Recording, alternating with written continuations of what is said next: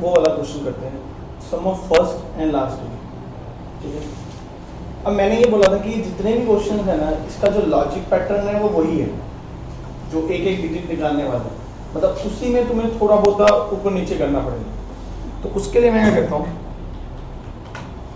Command prompt में गई,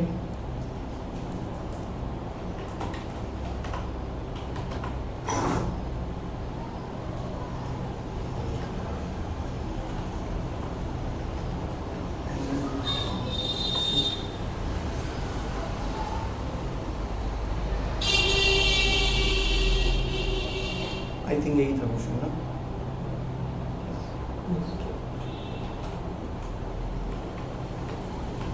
जैसे मैं यही क्वेश्चन लेता हूँ, अगर मैं इतना चलाऊं तो ये मुझे क्या देता है, ऑल डिजिट का सम देता है। मुझे ऑल डिजिट का सम नहीं चाहिए, लास्ट डिजिट और फर्स्ट डिजिट का चाहिए। देखो लास्ट डिजिट निकालना तो बहुत आसान है, जब इस लूप में जाने लगो ना,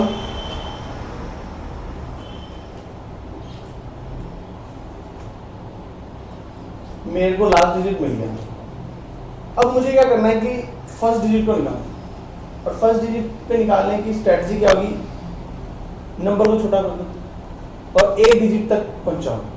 अब एक क्वेश्चन उठता है कि सिंगल डिजिट नंबर मैक्सिमम क्या हो सकता है, 9। तो मैं इस लूप को ना 9 तक चलाऊंगा, यानी कि ये लूप नंबर को तब तक चलेगा जब तक नंबर हमारा 2 डिजिट नंबर है। नहीं 9 से ग्रेटर देन तो एक ही नंबर होगा, और वो कौन सा होगा, 10 वगैरह होगा, ठीक है। अब मैं क्या करता हूं, यहां सम नहीं करता, जब इस लूप से बाहर आएगा तो नम की वैल्यू क्या होगी, फर्स्ट डिजिट। तो फिर हम कर देंगे सम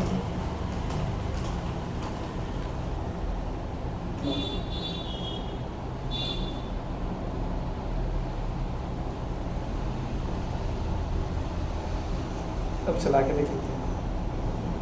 गुड मॉर्निंग,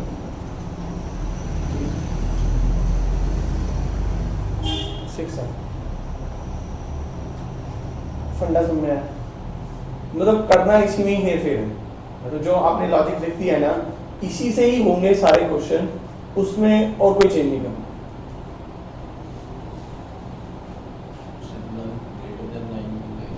देखो ना मुझे कहाँ तक लेके जाना है, मुझे क्या कहते हैं जो रेस्ट ऑफ द है उन्हें स्किप करना है। तो स्किप करने की मेरे पास स्ट्रेटजी क्या है कि मैं नंबर को छोटा करता चलूँगा, और नंबर को छोटा करने के लिए मैं क्या कर रहा हूँ कि नंबर को सिर्फ ग्रेटर देन 9 तक लेके जाऊँगा, यानी कि जब तक वो 2 डिजिट का है तब तक उसे डिवाइड करेंगे, जैसे सिंगल डिजिट आ गया उसे वहीं छोड़ देंगे ताकि हमें फर्स्ट डिजिट मिल जाए, क्योंकि लास्ट डिजिट निकालना तो आसान है हमारे लिए। पर ये क्वेश्चन है एक जगह लॉजिक फेल हो जाता है। अगर मान लो सिंगल डिजिट नंबर ही तो आंसर क्या आना चाहिए, 5 या 10। रीजन ये है कि जब आप एक मॉडुलस 10 कर लेते हो तो डू वन थिंग, एक बार से और छोटा कर दो, क्योंकि एक डिजिट तो आप ले चुके हो, उसे छोटा करो। तो ये करना है, तो ये अब हर केस के लिए काम कर जाएगा। तो ये ऐसे काम, ये इसका लॉजिक, मतलब जितने भी ये क्वेश्चन है ना, ये सारे डिजिट से रिलेटेड ही हो जाएगा। तो फिर मेरे ख्याल से वो भी हो जाना चाहिए, फर्स्ट एंड लास्ट डिजिट का एक्सेप्ट करके नहीं, वो भी हो जाएगा, ठीक है। फिर एक क्वेश्चन में वो परफेक्ट नंबर वाला दिया था, जिसमें फर्स्ट एंड लास्ट डिजिट का सम लेना था और साथ में कहे थे उसके रेस्ट ऑफ द नंबर सम लेना था। फिर उनको कंपेयर करवा के देखना था, क्या कहते हैं क्या वो इक्वल है कि नहीं है। अगर इक्वल है तो मैसेज दे देंगे कि ये परफेक्ट नंबर है, अदरवाइज मैसेज दे देंगे इट्स नॉट अ परफेक्ट। वो भी हो जाएगा क्योंकि इसी से रिलेटेड तो है, वो इन्हीं दो क्वेश्चन का ही तो मिक्सचर है, हो जाना चाहिए कि नहीं। तो उसमें तो मेरा क्या वो भी क्वेश्चन एक्सेप्ट वाला भी हो जाएगा। देखो मैं तुम्हें समझाना क्या चाहता हूँ, लॉजिक वही लगने हैं, पर अब उसको तुम्हें थोड़ा सा रेंज करना पड़ेगा। जैसे अभी अगर देखा जाए तो मैंने कोई टेक्निक यूज नहीं की, बस थोड़ा सा आगे पीछे किया, उससे तुम्हारा आंसर निकल आएगा। जैसे मर्जी करो, देखो कोई फिक्स नहीं कि यही हो, बस आंसर आना चाहिए। फिलहाल अभी हम ये नहीं देखेंगे टेक्निक कैसे यूज की जा रही है, ये देखा जा रहा है कि एट द एंड गए थे रिजल्ट क्या है। जैसे ये लगा लो फाइनल मैच हो रहा है, चाहे तुक्कों से छक्के चुक्के लगा लो, पर लेकिन मैच वो जीत लो, क्योंकि फर्स्ट अटेम्प्ट तुम्हारा क्या होना चाहिए कि मेरा सॉल्व होना चाहिए क्वेश्चन।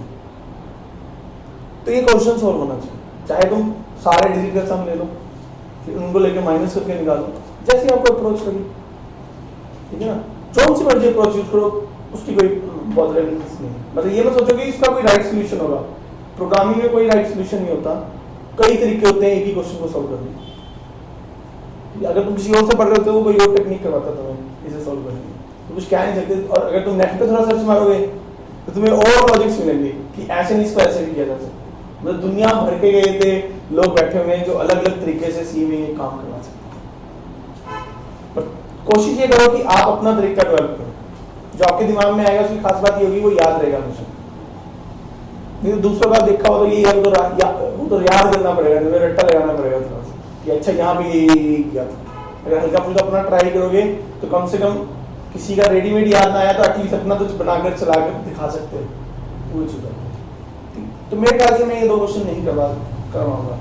अगर फिर भी दिक्कत हुई तो कल देख लेंगे, ठीक है, वो कोई इशू नहीं होगी, इन क्वेश्चंस में टाइम लगना है, ठीक है। तो ये 3 क्वेश्चंस आपस में इंटररिलेटेड हैं, तो मेरे ख्याल से इस अप्रोच से देखो, लॉजिक तो ऑलमोस्ट मैं तुम्हें दे चुका हूँ। सीना एक सिंपल सा बताता हूँ, इसको मत करो सम, इसके अंदर सम करा दो तो रेस्ट ऑफ द डिजिट का सम आ जाएगा। मैंने यहाँ सम नहीं करवाया ना, तो यहाँ पे तुम उस डिजिट को निकाल के इसका सम कर दो, तुम्हें रेस्ट ऑफ द सम आ जाएगा। तुम्हें करना क्या पड़ा, ठीक है ना। मतलब यहाँ पे वो तो चल ही रहा है, बस यहाँ पे तुम वो करवा दो, सम वाली स्टेटमेंट लगा दो, और ये वाली स्टेटमेंट यहाँ से लीव कर दो। इस लॉजिक में तुम्हें एक्सेप्ट वाले नंबर भी तो सेपरेट कर हो ही गए हैं, बस तुम्हें फिट करनी है स्टेटमेंट उसके बीच में, और वो हो जाएगा। अगला देखो,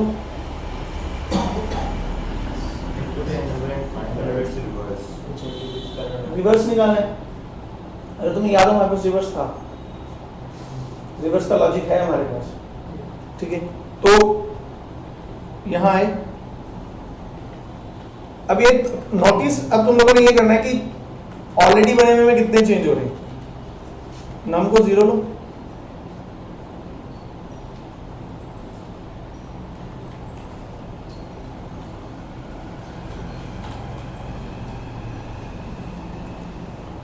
रिवर्स लिया, अब एक ही डिजिट निकालना है।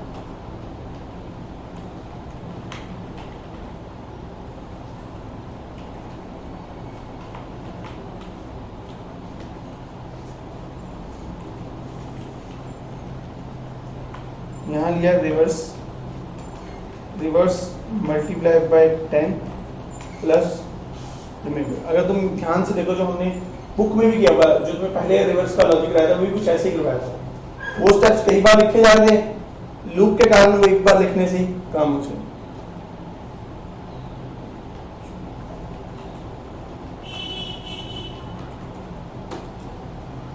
हो गया। तो लेकिन उसके बाद एक और चीज भी है, इसी क्वेश्चन के बाद आगे क्या है, ये पैलिंड्रोम है या नहीं है। तो मैं करता हूं, यहां आता हूं, if num is equal to reverse printf input number is palindrome else सही num greater than 0 जैसे सर while में num greater than 0 हाँ जैसे कैसे लेना, मतलब क्यों लेने सर नंबर। देखो ना, कल मैंने समझाया था डिजिट निकालने, एक्चुअली में तुम्हें डिजिट निकालने के लिए हम नंबर को एक डिजिट छोटा करते चलेंगे। तो वो कब तक करना है उसे छोटा, जब तो 0 नहीं हो जाता, यानी जब तक 0 से बड़ा है तब तक उसे छोटा करते चलेंगे। चलाएं, मैं डाला 1456 4651, क्वेश्चन मेरा सही आ रहा है। अब एक पैलिंड्रोम नंबर डाल के देख लेते हैं, नोट आ रहा है। रीजन एक्चुअली मैं कंपेयर कर रहा हूं नम के साथ, और नम ही यहीं पे मैनिपुलेट हो रहा है, और मैनिपुलेट होने के कारण क्या हो रहा है कि जो नम है जब इस लूप से बाहर आएगा तो नम की वैल्यू क्या होगी 0। तो 0 इक्वल टू नंबर तो हो ही नहीं सकता। तो इससे यानी एक्चुअली में आप नम के ऊपर मैनिपुलेट कर चुके हो उसकी वैल्यू को, और मैनिपुलेट करने का मतलब ये हुआ कि आगे इन फ्यूचर अगर हम नम को यूज करोगे तो उसकी 0 वैल्यू कंसीडर की जाएगी। एक चीज हमें यहाँ पे ये सोचनी थी, मतलब जो क्वेश्चन में कैश था वो ये कैश था कि तुम्हें ये वैल्यू सोचनी है, तो उसके लिए करना क्या पड़ेगा, एक टेम्परेरी वेरिएबल ले लिया और जब इस लूप में जाने लगे तो उस टेम्परेरी वेरिएबल में नम की वैल्यू को स्टोर करा दिया। दो जगह उसकी वैल्यू स्टोर कर ली, एक में मैनिपुलेशन होगी और यहां जब कंपैरिजन करने लगे तो हमने टेम्प के साथ किया जिसका एक्चुअल में ओरिजिनल वैल्यू पड़ी हुई। अब चलाओगे, अब इनपुट नंबर इसका, तो ये ट्रिक इसने खेली और यही सेम ट्रिक आपकी आर्मस्ट्रांग नंबर में भी लगी। आपको वेरिएबल को टेम्परेरी में संभाल के रखना पड़ेगा। मतलब अब यहां पे तुम्हें जो एक ये वाला एस्पेक्ट भी सोच के चलना पड़ेगा। और कौन सा इनपुट है number and find its smallest digit. Smallest digit देखो डिजिट तुम्हारे पास निकल रहे हैं तो स्मॉलेस्ट नहीं निकल सकता। थिंक करो, देखो तुम्हारा पहला चैलेंज आता है हमारे पास कि डिजिट कैसे निकलेंगे। डिजिट निकालने की टेक्निक है मेरे पास। ये रैम क्या करता है, ये जो लूप है ये आपको डिजिट ही तो निकाल के दे रहा है। अब यानी कि इस लूप में एक ऐसा लॉजिक फिट करना पड़ेगा जो स्मॉलेस्ट डिजिट को निकालता है। ये तुम्हें फंडा यहां पे कुछ करना पड़ेगा।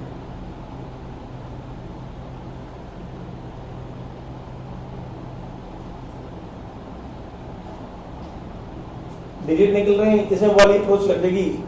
स्टार्टिंग में एक स्मॉल नाम का वेरिएबल ले लो, उसमें पहले डिजिट को होल्ड करवा लो, अगले जितने डिजिट आएंगे उसमें चेक करवाते रहो ये से छोटा है कि नहीं है, छोटा है, लास्ट में अगर तुम नोटिस करोगे टेक्निक्स वही यूज हो रही है जो हमने पहले की हुई है, बस अब उनको इसके बीच में फिट कर दो। अभी तो कोई फ्रेश लूप बनाने को नहीं दिया मैंने, जिसमें कि कोई आपको लूप का एंडिंग भी सोचना है, लास्ट भी सोचना है। ऑलरेडी तुम्हारे पास एक लूप बना पड़ा है, इसी में आगे पीछे करके सारे काम करो, हो जाएगा ये। फिर भी एक बार ट्राई आउट करना, अगला देखो। इनपुट है नंबर चेक इस टाइम होना। तो इसके लिए क्या यूज करो, तो तुम्हें गुड न्यूज बता देता हूँ, ये बुक में सॉल्व है। ट्राई नंबर बता दो,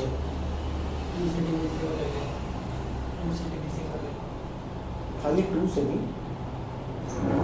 देखो एक 1 और इटसेल्फ उससे तो डिवाइड होता ही है कोई नंबर, इनको छोड़ के वो किसी से डिवाइड नहीं होना चाहिए, तो वो प्राइम नंबर होगी। यानी तो आपको कितने नंबर से डिवाइड करना पड़ेगा, 2 से लेके उस नंबर से छोटे तक, तभी पता लगेगा। तो जैसे मैं यहां आता हूं,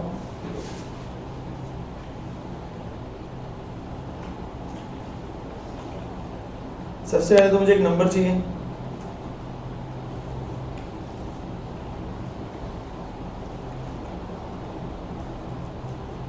नंबर डाला,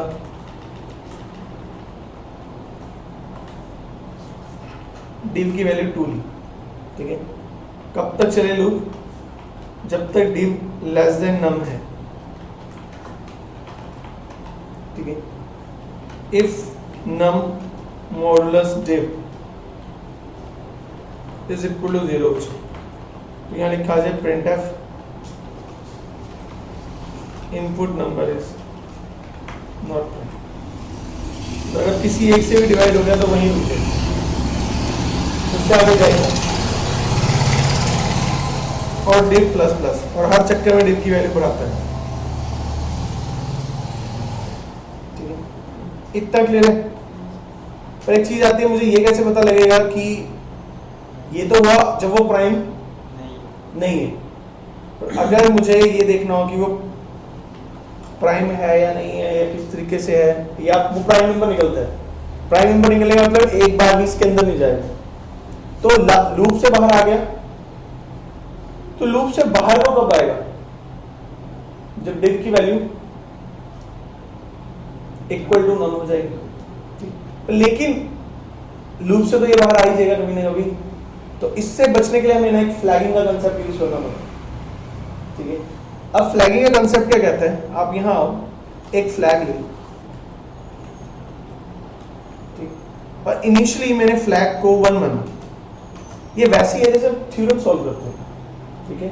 जैसे थ्योरम सॉल्व करते हुए पहले मैं इमेजिन कर लेता हूँ कि ये चीज ये है, फिर हम पूरा सॉल्व करते हैं और एट द एंड में बताते हैं कि भाई ये चीज तो थी नहीं, तो ये हैंस प्रूफ इस तरीके से कर देते हैं। वही अप्रोच यहाँ है, एक फ्लैग नाम का वेरिएबल ले लिया जिसका वैल्यू मैंने डाल दी 1।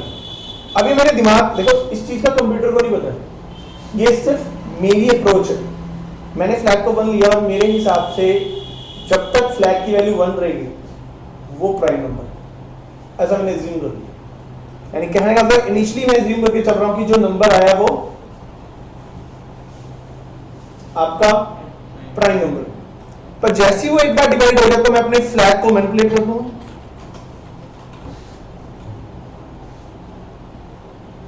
क्लियर? यानी कि फ्लैग की इनिशियली वैल्यू 1 है, उसको मैनिपुलेट करने की मैंने एक ही जगह रखी है जब वो किसी से डिवाइड हुआ। यानी फ्लैग की वैल्यू चेंज होगी कब? जब वो किसी से डिवाइड हो जाएगा। तो जैसे अगर मैं यहां आया और लूप के बाहर मैं चेक करूंगा कि अभी भी फ्लैग की वैल्यू 1 है। अब फ्लैग की वैल्यू 1 कब रहेगी? अगर वो एक बार भी इसके अंदर नहीं गया, और एक बार भी इसके अंदर ना जाने का मतलब ये हुआ कि वो कभी भी डिवाइड नहीं हुआ। तो यहां लगा दिया printf input number is prime. ये इसका लॉजिक चलाया, मैं डाला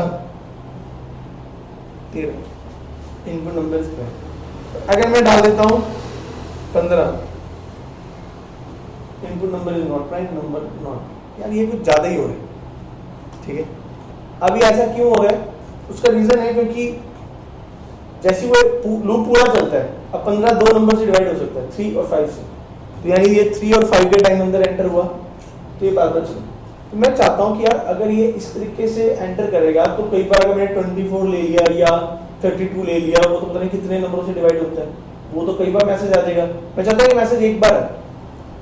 अब मैं ये चाहता हूँ कि कुछ ऐसा हो कि जैसे ही यहाँ पहुंचूं ये लूप से जबरदस्ती बाहर निकल जाए उसी टाइम। तो ऐसी भी एक हमारे पास स्टेटमेंट है, उसका नाम है ब्रेक स्टेटमेंट। लॉजिक अभी भी मेरा ठीक है, पर लेकिन मैसेजिंग 2 और 3 टाइम्स आ रही है। ब्रेक स्मॉल होगा, बी स्मॉल होगा। अब ब्रेक स्टेटमेंट क्या है? यहां है लिखा ब्रेक, और ये स्टेटमेंट पता क्या करेगी? जैसे ही इसके अंदर आप एंटर हुए, ये उसी टाइम लूप से बाहर निकाल देगा। और चाहे लूप की कंडीशन सेटिस्फाई हो या ना हो, इस चीज से लेना देना नहीं। जिस लूप के अंदर ब्रेक मिल गया उसी टाइम आपका जो फ्लो है उस लूप के बाहर चला जाए। इससे फायदा ही होगा कि अगर आप 14 करोगे तो वो नंबर एक ही एड्रेस में। इतना क्लियर है? अब इस लॉजिक में एक और पंगा ये है, अब ना मैक्सिमम एक नंबर अपने किस नंबर से डिवाइड हो सकता है? मैं लेस देन नंबर तक जा रहा हूं। अगर 14 की बात करूं, कभी क्या वो 13 से डिवाइड होगा? 12 से? कोई चांस ही नहीं, अपने हाफ से। तो यानी मेरे को ना इतनी दूर जाने की जरूरत ही नहीं, तो आपके घर उसके हाफ तक जाओ। क्योंकि मैं वो केस लेके चल रहा हूँ कि मान लो आपने एक ऐसा नंबर डाल दिया तो 4 डिजिट नंबर है और प्राइम है, तो यानी लूप कब तक चलेगा? 4 डिजिट नंबर तक चलेगा। या कुछ आइटरेशन तो कम करो जिससे थोड़ा स्लो हो जाएगा। मैं करता हूं डिवाइड बाय 2, चलाया, आप देखते हैं अब भी सही आंसर आ रहा है, मतलब कोई प्रॉब्लम नहीं है, ठीक है। यानी उस लॉजिक को इस तरीके से भी करने की जरूरत है। पर ना एक मैथमेटिक्स में एक और टर्म आती है, वही आती है कि जरूरी नहीं है आप उसके हाफ तक जाओ, मैक्सिमम कोई नंबर अपने स्क्वायर रूट से डिवाइड हो सकता है, मतलब 2 से लेकर स्क्वायर रूट तक डिवाइड हो सकता है, ठीक है। तो यानी अब मैं क्या करूंगा? स्क्वायर रूट निकालूंगा। अब स्क्वायर रूट निकालने के लिए मैं क्या यूज कर रहा हूं? math.h यूज कर रहा हूं। यहां है, इसको मैं कमेंट कर देता हूं और यहां लिख देता हूं y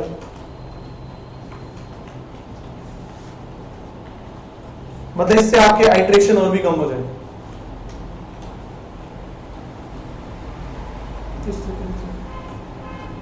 मतलब एक ही क्वेश्चन को करने के जैसे मैंने अभी दिखाया तरीके, और एक मैं बताऊं तुम्हारी बुक में एक और भी तरीका दिया, ठीक है, मतलब वहां एक तरीका आपको और भी मिलता है। अगला क्वेश्चन देखो,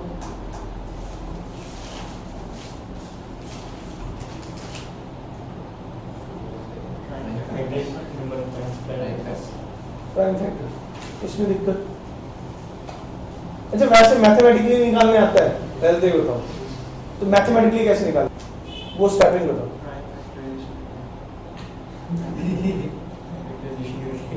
क्या? प्राइम फैक्टर वो तो मैं समझ गया, पर ये टेक्निक क्या होगी, मैं कोई नंबर देता तो उसे सॉल्व कैसे करोगे? 2 से डिवाइड करेंगे, देन मान लो 2 से डिवाइड हो गया तो 3 से कर दोगे सीधा। यानी कि अगर 2 से डिवाइड हुआ तो ठीक, नहीं तो उसे आगे बढ़ा देंगे। Okay good. उस अगर डिवाइड हो गया, ये तो वो केस बोला तुमने जब डिवाइड नहीं हुआ, 2 से डिवाइड हो गया तो क्या करते हैं? किसको डिवाइड करेंगे? यानी कि जो क्वेश्चन बचेगा, ठीक है ना, ये नहीं कि 24 से डिवाइड करते रहेंगे कि 24 आया, ठीक है। अगर मान लो फिर रुकेंगे कब?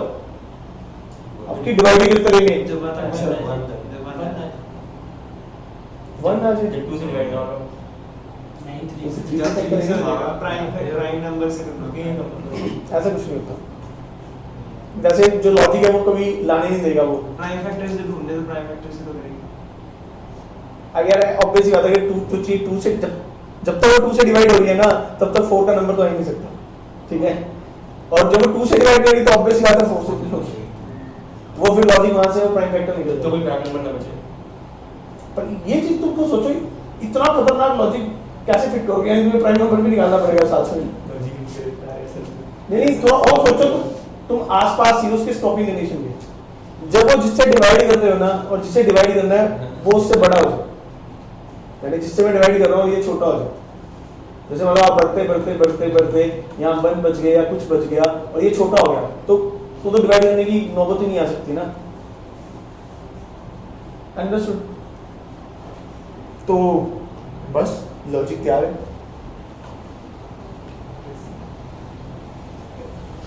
क्या हुआ? जैसे नंबर तो डालना ही है, तो यहां कर दो प्रिंटर,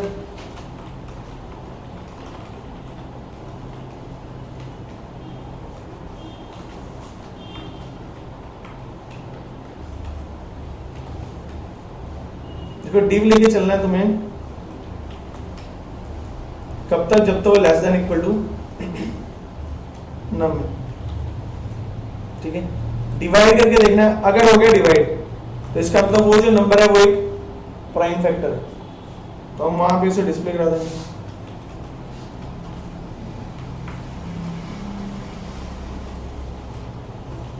और अगली बार नम क्या होना चाहिए?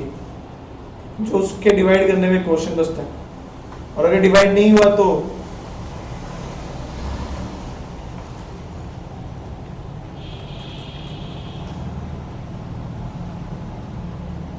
वही है जो हमने कम्युनिकेट किया आपस में कि अगर ऐसा हुआ तो बढ़ा देंगे, अदरवाइज उसके क्वेश्चन पे ला देंगे, और बाकी जो डिवाइड है वो डिस्प्ले कर देंगे।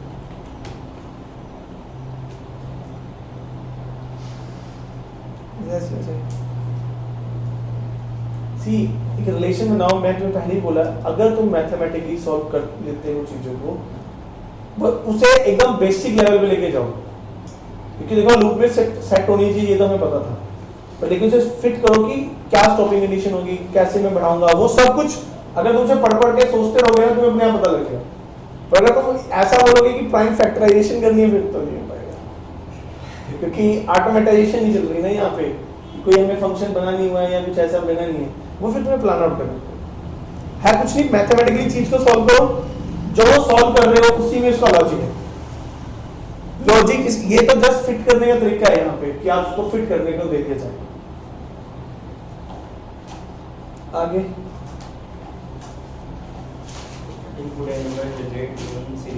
ये तो आपको पसंद था, तो इसमें क्या दिक्कत है? कि ट्राई किया या यहाँ तक पहुँच गई पहले ही साफ सुथरा करके साइड में कर दिया? 4 5 निकले नहीं मदद नहीं। नहीं, मैंने अगेन कहा ना, क्वेश्चन सॉल्व करना इज टारगेट थोड़ी है। तुम तो सॉल्व करने के मूड में बैठते हो। मैं तुम्हें पहले बोला कि ये इस मूड में मत बैठो, उसका कोई फायदा नहीं, क्योंकि ये स्टार्टिंग में ना ऐसा सोचने में टाइम लगता है। ये एक दिन की काम नहीं है कि तुम एक दिन में ही तुम्हारे माइंड में ये हिट करने लग जाए कि चलो जी आ गया। वो थोड़ा टाइम लगता है, ये टाइम कंज्यूमिंग प्रोसेस है। तो इसलिए मैं तुम्हें कहता हूँ कि तुम सॉल्व करने के मूड में मत बैठो, नहीं तो बड़ी जल्दी उठ जाओगे। क्योंकि पहला सॉल्व नहीं होना, चलो दूसरा ट्राई कर लो, दूसरा नहीं होना तो तुम कहोगे चलो छोड़ो बंद करो। तो इसलिए मैं ये कह रहा हूँ, मतलब हमेशा हो तो मेरी ये बात याद कर लेना कि हाँ सर ने कहा था कि सॉल्व नहीं करने, ट्राई आउट करने। और जहाँ सारे ट्राई आउट हुए तो यहाँ बस तुम्हें हिंट मिलने तुम्हें अपने आप याद हो जाएगा कि एक्चुअल में चीज क्या थी और ट्रिक क्या प्ले करनी है। और हर प्रोग्राम में ना ट्रिक अलग होती है, ये भी ध्यान रखना, क्योंकि मैथमेटिकली हर क्वेश्चन अलग ढंग से सॉल्व होगा। तो इट मींस यहाँ पे उसके लिए अलग अरेंजमेंट करना होगा। एक ध्यान रखना, एक फ्लैगिंग कंसेप्ट होता है जो मैंने प्राइम नंबर में यूज किया, इसे हम अपनी प्रोग्रामिंग लैंग्वेज में फ्लैगिंग कंसेप्ट कहते हैं। और ये बहुत इंपॉर्टेंट है। इंपॉर्टेंट कैसे? इसको कोई जगह यूज करना पड़ता है। कई बार ऐसी रिक्वायरमेंट होती है, हम कंप्यूटर को समझा नहीं पाते हैं कि ये चीज ऐसे करनी है, तो हम फ्लैग लेके चल लेते हैं। अगर मैं फ्लैग ना लूं तो मेरे लिए मुश्किल हो जाएगा इस प्राइम फैक्टर को सोल्व करना। तो फ्लैगिंग का कंसेप्ट यहां तुम्हें एडवांटेज है। तुम देखना बुक में उसने नहीं बिना विदाउट फ्लैगिंग कंसेप्ट इसे किया हो, तो वो भी एक बार चेकआउट करके देखना कि वो क्या लॉजिक कम्युनिकेट करता है। तो इवन सीरीज वाला सोच के बताओ क्या होगा उसमें।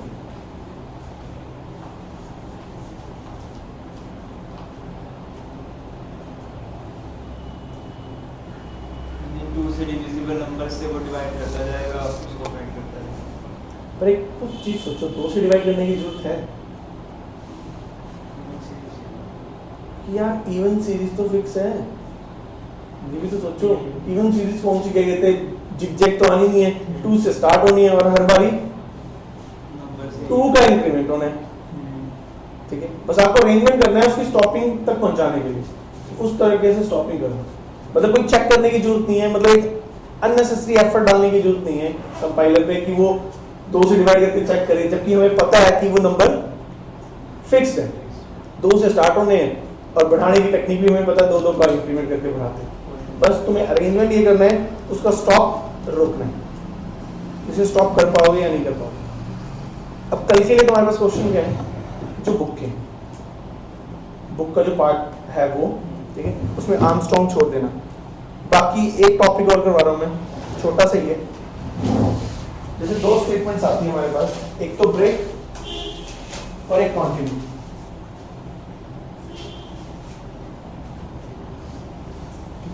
अब जो ब्रेक स्टेटमेंट है ये एक एग्जिट स्टेटमेंट का काम करता है फॉर ए लूप।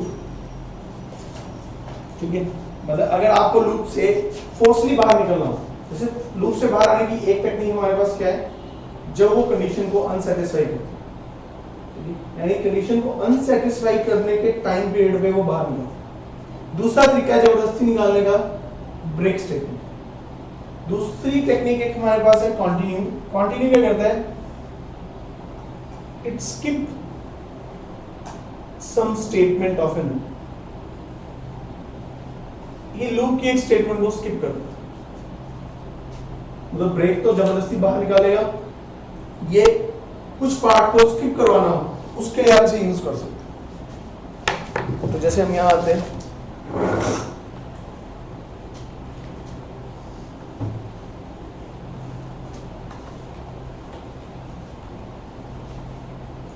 जैसे मैंने एक नम नाम का वेरिएबल लिया,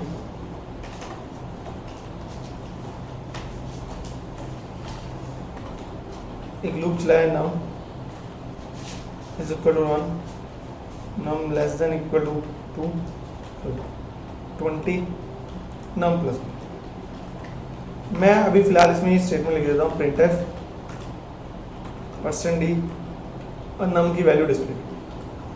अगर मैं इसे चलाऊंगा तो ये प्रोग्राम 20 तक मुझे नंबर डिस्प्ले कर देगा। मैं यहाँ पे एक स्टेटमेंट डालता हूँ, if condition, if num modulus 2 is equal to 0, यानी जैसी उसे इवन नंबर मिलेगी क्या कर दे, कंटिन्यू कर। अब कंटिन्यू का मतलब क्या है, जैसी ये कंडीशन आएगी इसके नीचे जितनी स्टेटमेंट है ये वहां नहीं जाएगा और यहीं से बैक होके लूप को दोबारा स्टार्ट कर, जैसे लूप के रीइनिशियलाइजेशन वाले पॉइंट पर चला जाएगा, यानी इसे नीचे वाली स्टेटमेंट को स्किप कर दे। तो अब अगर मैं इसे चलाऊंगा तो यानी होगा क्या, जब इवन नंबर्स आएंगे तो वो प्रिंट नहीं हो पाएंगे क्योंकि वो कंटिन्यू में पहुंच जाएंगे, कंटिन्यू स्टेटमेंट तक पहुंचने नहीं देगा लूप को और यहीं से बैक कर जाएगा। इस तरीके से आ जाएगा, ठीक है।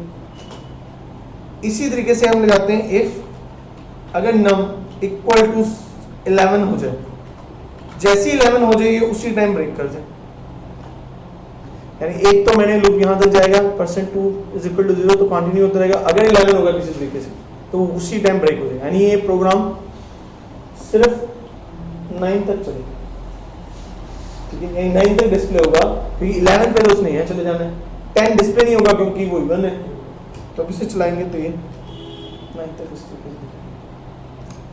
इसमें बताओ क्लियर हो जाएगा। एक क्वेश्चन हो रहा है कि तुम्हें फिबोनाची सीरीज जनरेट करनी है, कभी पढ़ा है इसके बारे में?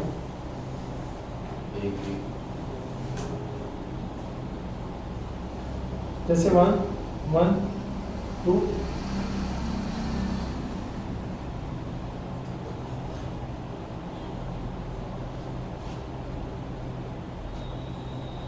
इस तरीके और आपको 89 तक जनरेट करना।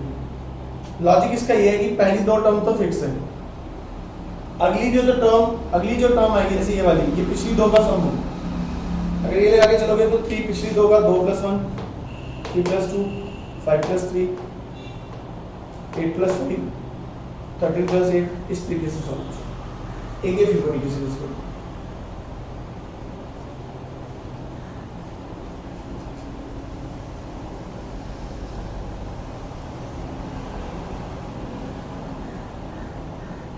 एक तुम्हारे पास फैक्टोरियल वाला क्वेश्चन है बुक के अंदर, ठीक है, एक वो करना है, एक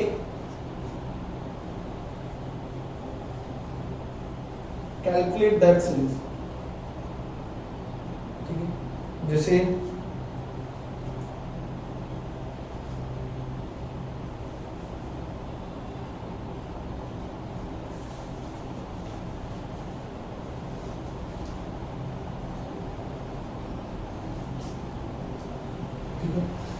मुझे क्या करना है, नंबर इनपुट करना है, ठीक है, जैसे मैंने n डाला, यूजर से इनपुट होगा, अगर 20 डाल दिया तो 20 तक जाना है, पर कैसे, जो और है वो नेगेटिव प्लस पॉजिटिव इस तरीके से, ठीक है। एक इसी तरीके से एक सीरीज कैलकुलेट करनी है,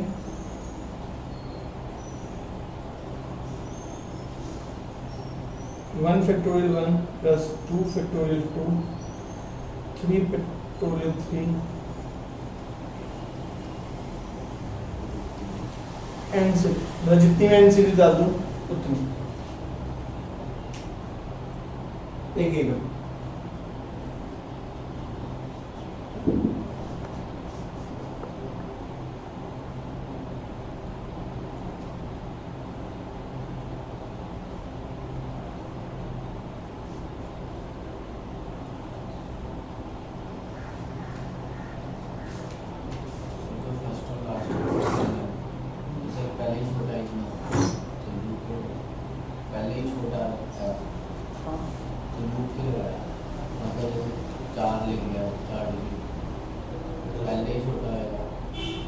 तो लूप चलेगा, कंडीशन फेल हो जाएगी पहली कंडीशन में, वो एंटर कब करेगा, एंटर नहीं करेगा लूप में, बाहर आ जाएगा। हमने वो कंडीशन लगाई तो इसलिए है कि लूप में तभी एंटर करेगा जब वो 3-4 डिजिट का हो या 2 डिजिट का हो, अगर एक सिंगल डिजिट का हुआ तो उसमें एंटर ही नहीं कर पाएगा।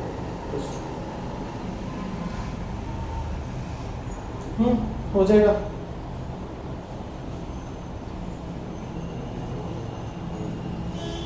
एक वो टेबल जनरेट कर लेगा, देखो इनपुट आई नंबर और उसका टेबल जनरेट करके देगा, जैसे 2 डाला 2 × 1 2 2 × 2 3 2 into 3 4 6 इस तरीके से क्या हुआ 0 1 0 टेबल याद कर लेना। 0 का ये तो टेबल जनरेट करना इनपुट है नंबर उसका टेबल।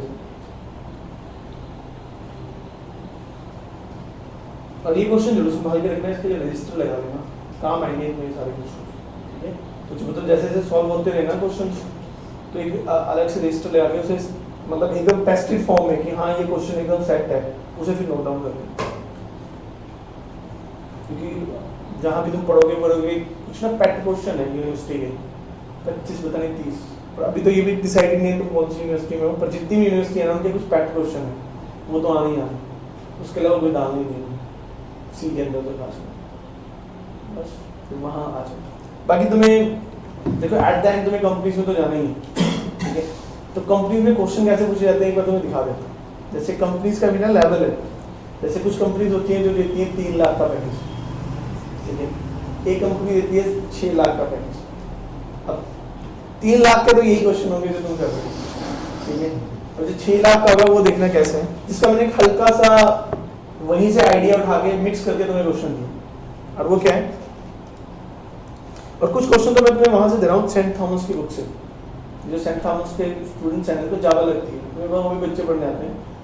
बच्चे 10th के क्वेश्चन को ऐसे ऐसे दिए होते हैं जैसे डिजिट्स हैं, डिजिट में से स्मॉलेस्ट निकाल के देखो, तो कहाँ बच्चा गए थे, पहले तो वो डिजिट निकालने में कंफ्यूज रहते हैं, तो ये है कि वो बच्चे रट्टे रट्टे लगा के सारा काम कर देते हैं। जैसे कंपनी निकालो, नोएडा की कंपनी है, इसका ये वाला क्वेश्चन पढ़ के देखो, वैसे ये पढ़ना, इकोलॉजी निकालना है, कूल नंबर्स निकालना है।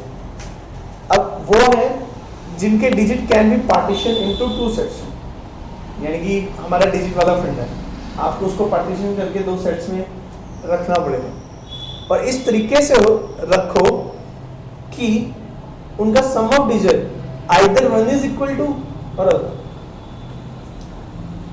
जैसे कि 2 पार्टीशन वाली वो जैसे मर्जी बनानी है, चाहे जितने मर्जी डिजिट का नंबर हो, फिर तुमने कैलकुलेट करना है कि इसकी जो वैल्यू है और उसकी जो वैल्यू है वो कितनी होती है, ठीक है। अब इसका स्टाइल देखो कि पार्टीशन कैसे कैसे हो सकते हैं। कहते हैं लेट अस सपोज करो 2493 है, तो एक पार्टीशन ऐसा बना लिया, 9 का बना लिया, 2 3 4 का बना लिया, 9 is equal to 2 + 3 + 4, 13730, 7 is equal to 1 + 3 + 3 + 0। अगर 46389 है तो 4 + 3 + 8 इज इक्वल टू 6 + 9, 75354, 7 + 5 5 + 3 + 4, ये हो जाएगा। और अगर इनमें से कोई भी टेस्ट हो जाता है, यानी उसका एक सेट ऐसा बन जाता है, तो इट मींस वो कूल नंबर है, अदरवाइज। और ये चेक करके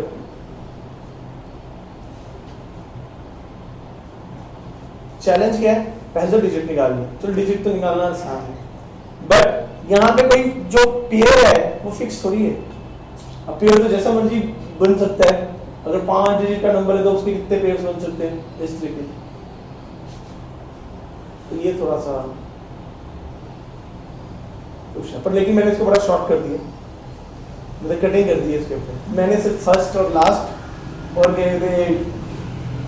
उनको एक्सेप्ट करके उन डिजिट का सम अगर इक्वल हो जाता है तो परफेक्ट, मतलब ये लगा लो कि ये उस तक पहुंचने की एक बिगिनिंग सी है कि तुम्हारा माइंड पहले वो सोचे, वो चीज होता है, फिर इस तक पहुंचे।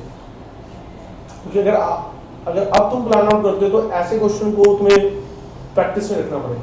और होता है ना कि ये क्वेश्चन एक झटके में सॉल्व नहीं होते, जैसे ऐसा नहीं होगा कि तुम्हें आज दिखा क्वेश्चन और फट से बत्ती जलेगी, आंसर साफ साफ निकाल के दो। और ये होता क्या, निगारों का पैटर्न क्या है, उसका ऑनलाइन रजिस्ट्रेशन होता है, पर वो तो जब तुम फाइनल ईयर वगैरह होंगे तब करना पड़ेगा। तो ये कंपनी ना गुड़गांव में टेस्ट लेती है, और ये टेस्ट में ना सिर्फ 4 क्वेश्चन लाते हैं, रिटन टेस्ट होता है, वो 4 क्वेश्चन 90 मिनट्स, बस तुम्हें वो सॉल्व करके लेके आने हैं, सॉल्व कर रहे हैं और उन्हें वहां देखे आना।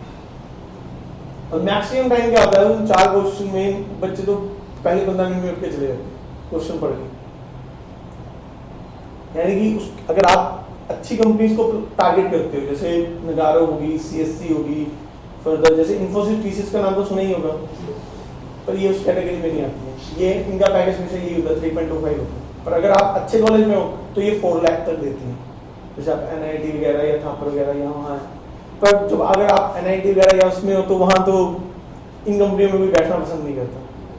वो ये कहते हैं कि ये क्या इसमें क्या बैठना है, ये तो ऐसी छोटी मोटी सी कंपनी है, क्योंकि वो किसी को भी ले जाती है वहाँ पे इन्फोसिस।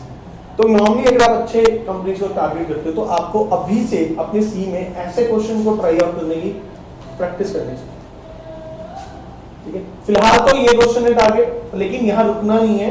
मेरे कहने का मतलब है आगे ऐसे क्वेश्चन भी रेगुलर टच में रहना, क्योंकि ये क्वेश्चन तभी सॉल्व हो पाएंगे जैसे रेगुलर टच में रहोगे। ये वैसी है जैसे मैथ है, मैथ रेगुलर करते रहोगे तो टिक पे रहेगा, फटाफट उसके क्वेश्चन भी सॉल्व करते रहोगे। पर जैसे ही वो आउट ऑफ टच हुआ तो वो फिर गड़बड़ हो जाए। सीधे पूछ लेता है जैसे कंपनी से क्वेश्चन आता है, ये कुछ नहीं उन्हें देखना होता आपका लॉजिक, ठीक है। मेनली लॉजिक उन्हें टेस्ट करना होता है। नहीं, अच्छी बात है, सोचना चाहिए, मैं तो ये कहता हूँ, पर लेकिन वो लॉजिक चेक करती है। देखो मेन है 3 concept, if else, switch case और लूप। इन्हीं के ऊपर लॉजिक ढूंढना है, बाकी सारी चीजें तो वो तो कुछ और चीजें हैं प्रोग्रामिंग के अंदर। और सी में इसलिए पूछते हैं क्योंकि देखो जब इंटरव्यू में बैठता है तो मैकेनिकल का बच्चा भी बैठता है, कंप्यूटर का बच्चा भी बैठता है, इलेक्ट्रॉनिक एंड कम्युनिकेशन का भी बैठता है, फर्दर कहते हैं इलेक्ट्रिकल, इलेक्ट्रॉनिक एंड कम्युनिकेशन, हर किसी का बच्चा बैठाते हैं। और वो ये टेस्ट करते हैं बच्चे का लॉजिक सही होना चाहिए।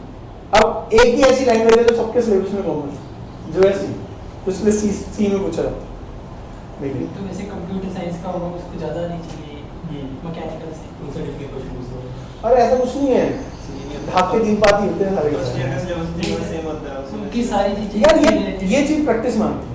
अब अगर तुम इस लेवल के लिए प्रिपेयर कर रहे हो, अब जो प्रैक्टिस करेगा चाहे वो इलेक्ट्रिकल का हो या मैकेनिकल का हो, जिसने ऐसी प्रैक्टिस की है वो सॉल्व कर लेगा, जिसने नहीं की है।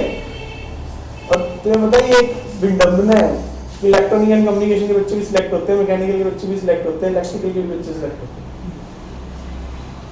कंप्यूटर साइंस के कई बार क्या होता है क्लीन स्वीप भी लग जाता है कहीं, कंप्यूटर वाली फील्ड वाले बच्चे ही सिलेक्ट होते हैं, क्योंकि मेन जो सारी चीज है ना वो लॉजिकल है।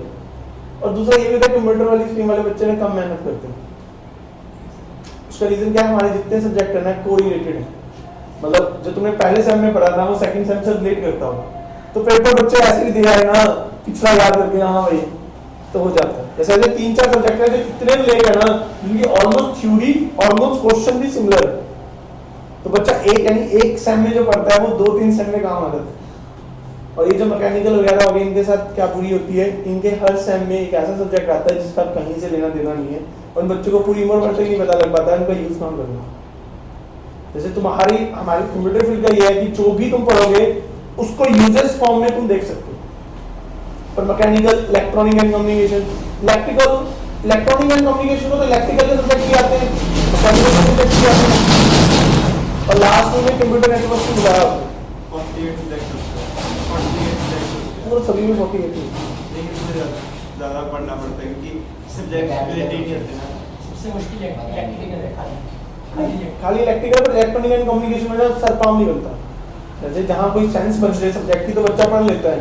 अब जैसे वो खुद जो बच्चे आते हैं भाई इसी के आते हैं, वो ये कहते हैं सर हमने ये पढ़ लिया, बीच में कंप्यूटर के सब्जेक्ट भी टूटे हुए हैं, जैसे सी और डेटा स्ट्रक्चर है, ये 2 सब्जेक्ट हैं कंप्यूटर फील्ड के, वो भी हैं। और डेटा स्ट्रक्चर में तो यूनिवर्सिटी सबसे कुरुक्षेत्रा जो है वो सबसे ज़्यादा सप्लियाँ देती है, और जानबूझ के देती है। बच्चे रीच है कि